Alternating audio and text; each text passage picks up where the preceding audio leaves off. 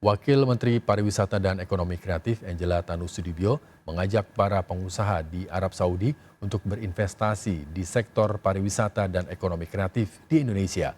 Dalam kunjungannya ke Riyadh, Arab Saudi, Angela yang juga menjabat Wakil Kepala Badan Pariwisata dan Ekonomi Kreatif menyatakan pasca pandemi sektor peluang investasi di sektor pariwisata dan ekonomi kreatif sangat terbuka.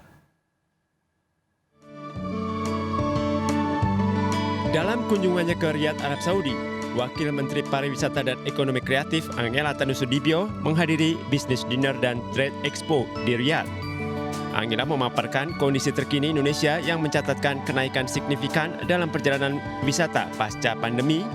Bahkan pada tahun 2022 lalu tercatat 734 juta perjalanan wisata.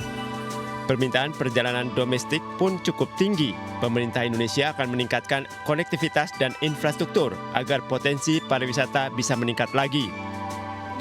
Pada tahun 2022 lalu, wisatawan mancanegara yang berkunjung ke Indonesia meningkat hampir 6 juta wisatawan. Untuk tahun 2023 ini, diperkirakan jumlah wisatawan mancanegara yang berkunjung ke Indonesia akan menembus 10 juta wisatawan. We recorded more than 734 million trips last year, higher than pre-COVID.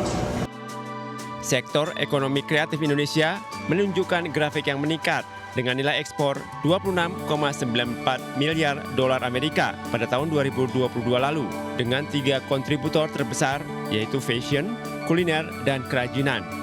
Wakil Menteri Pariwisata dan Ekonomi Kreatif Angela Tanusudibio mengajak para pengusaha dan investor dari Arab Saudi untuk datang dan melihat sendiri peluang investasi di Indonesia.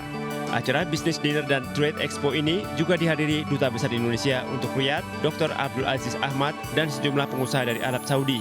Tim Liputan melaporkan.